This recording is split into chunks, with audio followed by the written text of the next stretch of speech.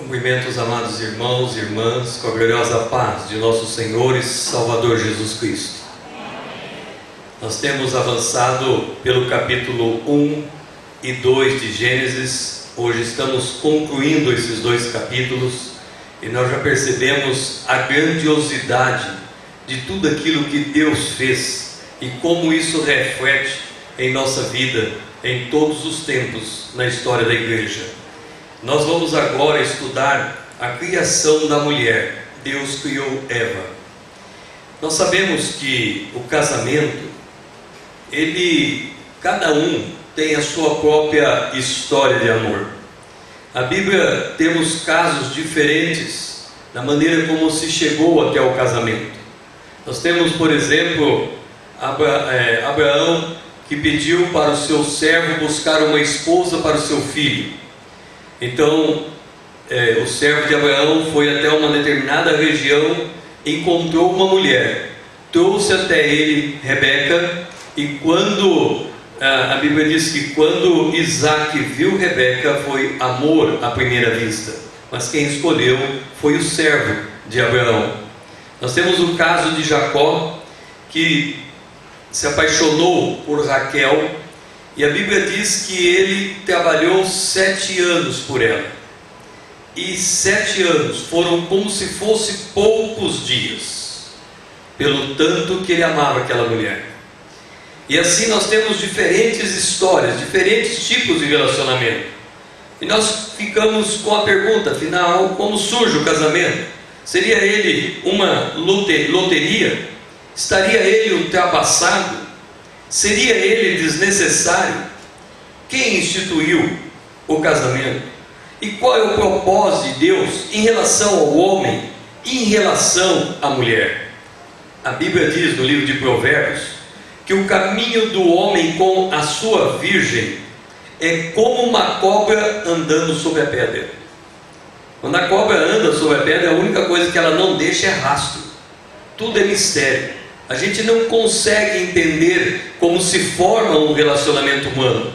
Mas agora, olhando para as páginas iniciais de Gênesis, nós vamos entender o que se passa por trás desses bastidores. Amém? Nós vamos abrir nossas Bíblias em Gênesis, capítulo 2. Está escrito: Disse mais o Senhor Deus: Não é bom que o homem esteja só. Far-lhe-ei uma auxiliadora que lhe seja idônea. Não é bom que o homem esteja só. Far-lhe-ei uma auxiliadora que lhe seja idônea. No capítulo 2, versículo 7, nós vemos Deus formando o homem. Está escrito assim: Então formou o Senhor Deus ao homem do pó da terra e soprou nas narinas o fôlego de vida, e o homem passou a ser alma vivente. Então Deus formou o homem. E aí Deus percebe, ele observa a necessidade que o homem tem de uma companheira que fosse idônea, que fosse igual a ele, que tivesse a mesma capacidade de inteligência, de conhecimento, de função. E é interessante, irmãos, que não foi Adão que sentiu essa necessidade. Adão estava lá tranquilo. Aliás, ele nem conhecia, ele conhecia só a si mesmo. O único ser humano que existia era só ele. É como que se ele por si só se bastava. Mas Deus, observando Adão, Deus viu a necessidade dele ter uma companheira. A colega depois vai explicar mais tarde a questão, o que significa a palavra idônea. Mas então Deus deu a Adão essa esposa idônea, companheira, uma pessoa que estivesse com ele para que ele não ficasse só. Então, irmãos, Deus se preocupou com o homem na questão da solidão, de formar uma família, de dar uma família, de dar alguém que o completasse. Então, o homem, ele não tinha essa observação. Deus Todo-Poderoso, soberano, o Criador, que criou o homem, ele sabia da necessidade do homem. E aí ele vem suprir. Ele diz, não é bom que o homem esteja só, far-lhe-ei uma auxiliadora. Então Deus é quem viu a necessidade de um homem ter a companheira. Não foi o homem que pediu, Senhor, eu estou só. Não, Deus é que viu essa necessidade. Deus sempre chega primeiro, amém, igreja?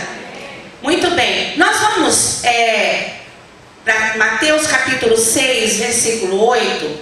Eu acho muito interessante porque quando nós vemos a palavra de Deus e nós entendemos qual é o propósito de Deus para nossas vidas, isso nos dá um descanso maior, irmãos. A Bíblia em Mateus capítulo 6, versículo 8, na parte B, está escrito assim: Deus, o vosso Pai, sabe de que tendes necessidade antes que lhe pensais. Então Deus conhece a necessidade do homem. Amém, igreja? Diga assim: Deus conhece a minha necessidade. Então é Ele quem supre as nossas necessidades, porque Ele sabe tudo aquilo que nós precisamos.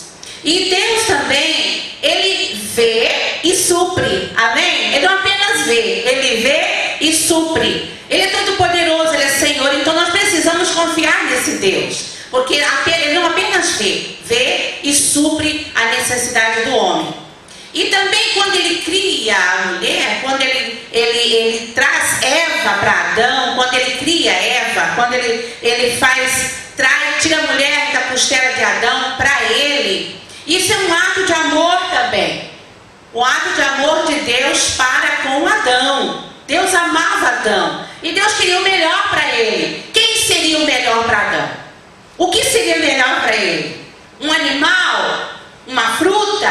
Um fruto? Qualquer outro tipo da criação? Não, o melhor seria Eva. As mulheres levantam a mão e digam glória a Deus. Isso, irmãos, não é competitividade, não. Isso é graça de Deus. A mulher é o melhor de Deus para o homem. Amém? A mulher é o melhor de Deus para o homem. E isso é uma visão de Deus, é uma ação de Deus.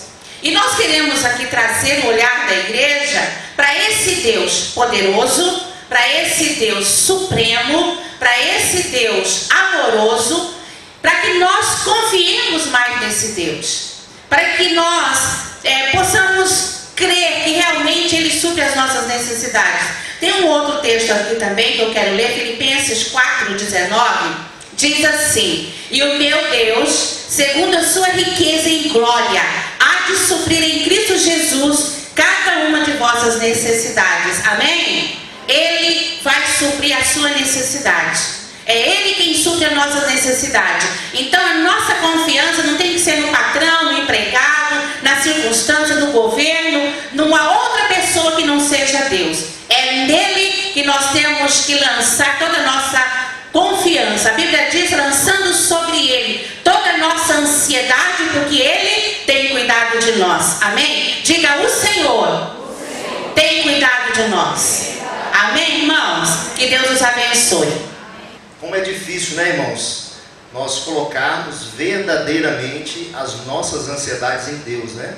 É muito difícil porque tudo à nossa volta tenta nos provar o contrário, né? As circunstâncias, elas crescem e nós somos tentados a olhar para as circunstâncias ao invés de olhar para esse Deus maravilhoso que a gente tem aprendido, que é soberano, mas que pensou no homem, né? Então nós estamos aí numa jornada há 8 semanas e estamos conhecendo mais esse Deus, né? Estamos vendo que esse Deus, que é soberano, que criou tudo com a sua palavra, fez tudo para que o homem usasse, né? Então dá para a gente perceber um pouco desse grande amor que Deus tem por nós. Deus trouxe todos os animais perante Adão para que lhes desse nome. Então é aquele momento em que Adão vai dar nome a todos os animais. Eu quero ler aqui com os irmãos em Gênesis 2:19. Havendo, pois, o Senhor Deus formado da terra todos os animais do campo e todas as aves do céu, trouxe-os ao homem, para ver como este lhes chamaria. E o nome que o homem desse a todos os seres viventes, esse seria o nome deles. deu nome o homem a todos os animais domésticos, às aves dos céus e a todos os animais selváticos. Para o homem, todavia, não se achava uma auxiliadora que lhe fosse idônea. Essa questão, irmãos, de colocar nome, ela sugere, ela significa senhorio, né? Então nós vemos aqui que dar nome é sinal de absoluta autoridade. Então Deus criou todos os animais para que fossem sujeitos à autoridade do homem. Então nós vemos aí um cuidado especial com o homem, né? O homem como coroa da criação. Essa questão de autoridade, a gente pode ver um fazendeiro, por exemplo.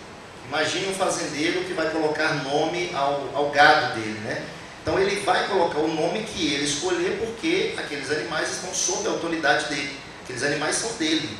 Então Deus realmente criou os animais para se sujeitarem à autoridade do homem. Eu quero ler com os irmãos em Apocalipse 2,17, que fala um pouco sobre essa questão do nome.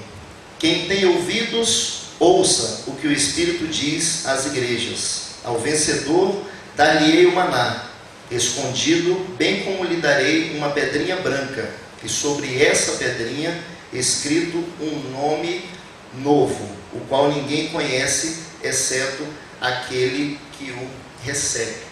Então, dar um novo nome significa absoluta autoridade.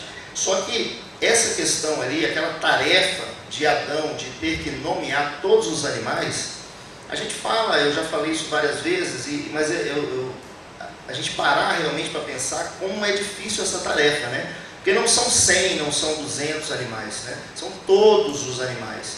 Então, foi uma tarefa muito difícil. O fazendeiro, conta-se, né, que o fazendeiro ele decidiu nomear o seu gado. Só que eram muitas mil cabeças de gado. E ele começou a dar nomes aleatoriamente, né? Só que foi acabando o repertório dele ali, né? Não tinha mais nome para ele colocar. Ele começou a dar nome de pássaros, né? Pardal, andorinha, e foi colocando, de repente acabaram-se os pássaros também. E ele se viu numa situação difícil. Agora imagine colocar nome em todos os animais. Então realmente é uma tarefa difícil. Os pais também, quando precisam colocar nome ao filho, é difícil, né? Eu tenho uma filha e foi difícil, né? A gente pensa e escolhe, né? E o nosso pastor, frequentemente ele orienta, né, que antes de dar o nome, nós procuramos saber o significado daquele nome, né? Porque o nome tem peso ali. Agora, se para esse fazendeiro foi difícil colocar nome naquele gado, imagine para Adão colocar um nome em todos esses animais. Aí eu chamo a atenção dos irmãos para o seguinte, que o pecado, a entrada do pecado, ela mudou as circunstâncias. E essa tarefa ele recebeu antes do pecado, né? Então ele tinha uma dependência total de Deus. Então tudo era perfeito, o pecado não havia entrado na história ainda, e o homem conseguiu fazer isso pela dependência de Deus, né? Vai aí mais um convite para que nós possamos depender de Deus mesmo, né? A gente costuma querer depender das nossas forças, né? Mas nós temos que depender do nosso Deus, que nós estamos aprendendo aqui que nos ama, né? Ele criou todas essas coisas para nós. Então que nós possamos depender a cada dia mais desse Deus. Amém? O Criador tinha completado a sua obra. Ele descansou, ele construiu o jardim do Éden, como o irmão mesmo disse aqui, deu tarefa a Adão, dentre elas de nomear, difícil tarefa de nomear os animais. Mas o Senhor, como a Giovanice mesmo disse, aqui pela palavra de Deus, provando que na palavra de Deus o homem é dependente de Deus, antes mesmo que ele visse a necessidade de relacionar-se com alguém da sua espécie, o Senhor anteviu, o Senhor providenciou, porque Ele é onisciente. O homem foi criado à sua imagem. Vamos abrir aí a nossa Bíblia, em Gênesis 1, E disse Deus: façamos o homem à nossa imagem, conforme a nossa semelhança. O homem tinha a imagem e semelhança de Deus. Entretanto, ele não tinha os atributos de Deus. Ele não podia fazer nada, ele dependia exclusivamente de Deus. O homem criou Deus, Deus criou o homem para relacionar-se com ele, né? Para amá-lo, né? Para dedicá-lo, para conhecê-lo, né? A Bíblia, lá em Gênesis 1:28, na parte A, diz assim: e Deus abençoou, e Deus lhe disse: frutificai e multiplicai, enchei a terra e sujeitai-a e dominai sobre os peixes. Deus criou o homem também para obedecer. Ao dar a tarefa para o homem, Deus lhe deu atribuições, Deus lhe deu responsabilidade. Ele era responsável e era também o executor. Ele o chamou e disse: Adão, você vai nomear esses seres viventes. Entretanto, até então, animais tinham a sua companheira. Quem aqui já assistiu o filme de Tarzan? Levanta a mão para mim. Quem conhece a história de Tarzan? Então, Tarzan, todo mundo sabe que ele foi, desde pequeno, um acidente, ele caiu numa selva e foi criado por primatas, por macacos. À medida que ele cresceu, ele foi percebendo que os macacos se relacionavam com macacos. Aí ele se sentiu fora do lugar. Poxa, se o macaco tem uma macaca para relacionar, e eu vou relacionar com quem? Com uma macaca? Né? O animal relaciona com o animal, mas não pode, Célia, relacionar com o homem. Você pode ter até um cachorro e um gato, mas para você relacionar tem que ser com a mesma espécie. Para você conviver, para você compartilhar, para você amar, para você transferir emoções, para você compartilhar emoções, tem que ser da mesma espécie. E Deus sabia disso. E o Deus que sabia disso criou o homem para depender dele. Vamos abrir a nossa Bíblia lá em Atos 17, 24 a 28, que diz assim. Atos 17, 24 a 28. Deus criou o homem para depender dele. O homem não podia fazer nada, os animais não podiam fazer nada, os anjos não podiam fazer nada pelo homem, Satanás não podia fazer nada pelo homem, somente Deus podia fazer. O Deus que fez o mundo e tudo que nele há, sendo o Senhor do céu e da terra, não habita em templos feitos por mãos de homens, nem tampouco é servido por mãos de homens, como se necessitando de coisa alguma, pois Ele mesmo é quem dá a todos a vida, a respiração e todas as coisas. E de um só fez toda a geração de homens para habitar sobre a terra e a face da terra, determinando os tempos já dantes ordenados e os limites da sua habitação, para que buscassem o Senhor, se porventura tateando o pudessem achar, ainda que não está longe de cada um de nós, porque nele vivemos e nos movemos e existimos. Vamos parar aí. O nosso Deus, Ele é soberano. O nosso Deus sabe da nossa necessidade. Embora o homem tivesse sido criado por Ele, a sua imagem e semelhança, o atributo de onisciência, de onipotência e de onipresença era somente do nosso Deus. É somente do nosso Deus. Esse mesmo Deus que agiu na vida do homem, lá no início, age na sua vida, age na minha vida hoje. Porque Ele é o mesmo ontem, hoje será sempre o mesmo. Né? Amém?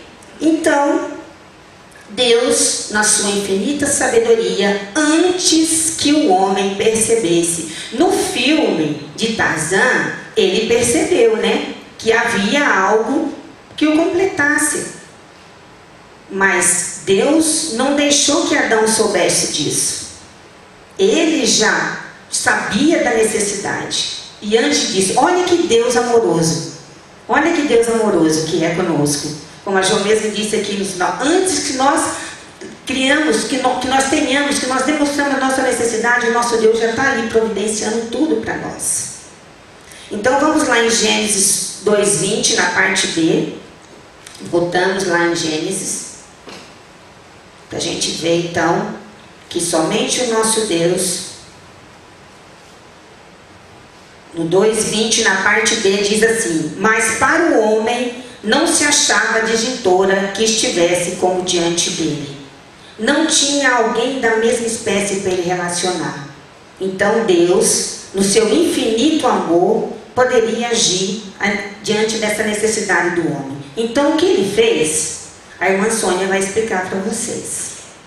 Então nós vamos ler lá em Gênesis, capítulo 2, versos 21. Então o Senhor Deus fez cair pesado sono sobre o homem, e este adormeceu. Tomou uma de suas costelas e fechou o lugar com carne. O Deus Todo-Poderoso criou a mulher, uma companheira, como a irmã Jo disse, uma companheira idônea, ou seja, capaz de exercer uma função. Capaz de exercer uma função junto com Adão, naquele jardim onde Deus havia criado para o homem. Para Adão, ela estaria ali apta a exercer essa função, uma auxiliadora. Quer dizer, uma auxiliadora. Deus é o nosso auxiliador. Então, Eva tem a mesma função de exercer junto com Adão, de auxiliá-lo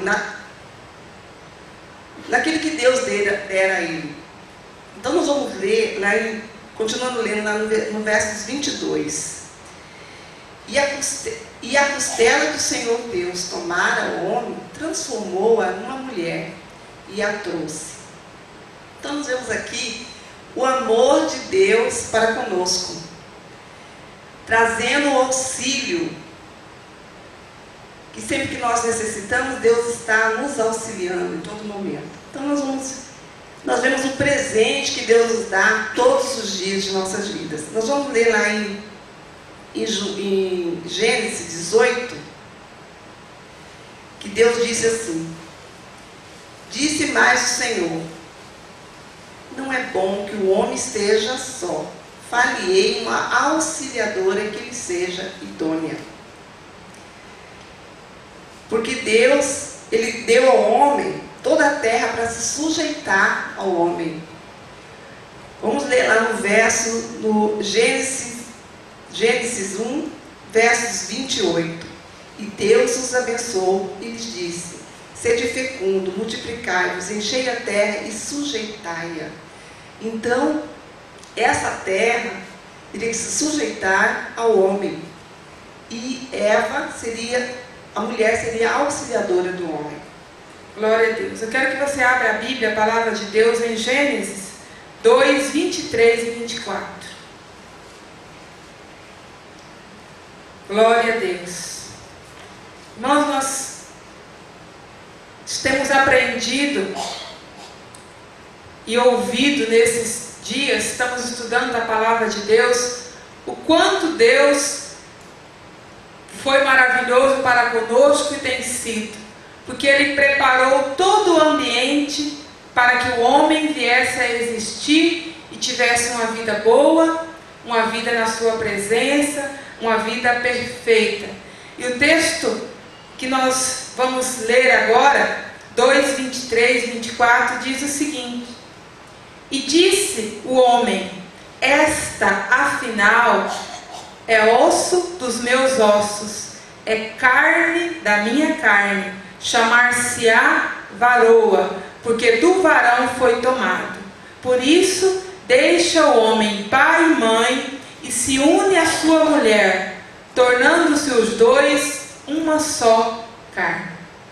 Então nós vimos o cuidado de Deus, de preparar, de fazer, de criar uma mulher para Adão, uma esposa para Adão, uma mulher que fosse ajudadora, uma mulher capaz, uma mulher que fosse estar com ele. E você pode ver aqui pela expressão, porque tudo, irmãos, era perfeito. O pecado ainda não existia. Deus fez tudo perfeito. E a mulher era extremamente perfeita, assim como toda a obra da criação do Senhor. E olha a expressão de Adão. Ele disse: esta afinal é osso dos meus ossos, é carne da minha carne. Ou seja, não existia nada ali que pudesse suprir a necessidade de Adão. E é a mulher criada por Deus, essa mulher ajudadora, essa mulher perfeita, ela veio então para contribuir na criação, contribuir junto com Adão, para que eles então pudessem dominar a terra como o Senhor orientou, como o Senhor disse. Nós podemos ver em Gênesis 1:28, vira aí, só uma página da sua Bíblia, 1:28, o texto diz assim, bem a parte A: e Deus os abençoou e lhe disse: sede fecundos e multiplicai-vos e enchei a terra e sujeitai-a. Aqui a mulher não havia sido criada ainda, mas a palavra de Deus foi para os dois, homem e mulher. Foi para Adão e para Eva. Ele disse, 1:28, sede fecundos e multiplicai-vos e enchei a terra. Vocês vão trabalhar juntos, vocês vão estar juntos. Eu estou suprindo, no caso, a mulher veio para estar junto com Adão, para que os dois pudessem trabalhar juntos. Ela veio para completar, para estar ali próxima a Adão, não para concorrer, não para ser melhor e nem para ser pior, mas para estar do lado de Adão, junta com Adão. Tanto é que às vezes a gente diz que a mulher foi feita da costela, do lado, para andar lado a lado com Adão. E é assim que nós devemos estar. Imagine, irmãos, a alegria de Adão quando recebeu de Deus a sua esposa. Olha como eu fiquei encantada com o texto. Quando ele diz assim, ó, esta afinal é osso dos meus ossos. Como se ele tivesse dizendo, nossa, essa é perfeita, essa é linda, essa é maravilhosa, essa é a perfeição de Deus para a minha vida. E ele diz, aí ele continua dizendo, é carne da minha carne. Ou seja, faz parte de mim, nós vamos nos dar muito bem, a gente vai caminhar junto, nós vamos dominar a terra, multiplicar, cumprir a palavra do Senhor, porque nós fomos feitos um para o outro. E realmente foi, a mulher foi feita para o homem, a mulher foi feita para Adão, igual, perfeita, na perfeição. E era tão lindo, irmãos, esse momento que Adão e Eva estavam ali vivendo, porque, pensa comigo, Adão, lá no Éden, um monte de animais, aí Deus então cria a mulher da costela, saiu dele mesmo, está próxima a ele, era uma mulher que, como Célia já disse, ela foi criada também à imagem e semelhança de Deus, ou seja, ela podia se relacionar com ele de igual para igual, conversar, trocar ideia, ela também podia se relacionar com o Senhor, ter essa relação com o Pai. Era um ambiente extremamente perfeito, e eles iam ainda cumprir o mandamento do Senhor, crescer e multiplicar. Era tudo perfeito, e era tão perfeito que eles estavam nus e não se envergonhavam. Tamanha era a perfeição ali no Éden, da criação do Senhor, do projeto de Deus. Eles estavam nus e não se envergonhavam. Demonstrando, irmãos, havia liberdade entre eles e Deus. Havia a comunhão, havia essa interação, havia sinceridade, havia, irmãos, a transparência, unidade de propósito. Amós 3:3 diz assim, andarão dois juntos se não estiverem de acordo? Havia entre o homem e a mulher ali acordo, perfeição. Tudo era lindo, maravilhoso, tudo era perfeito ali no jardim do Éden.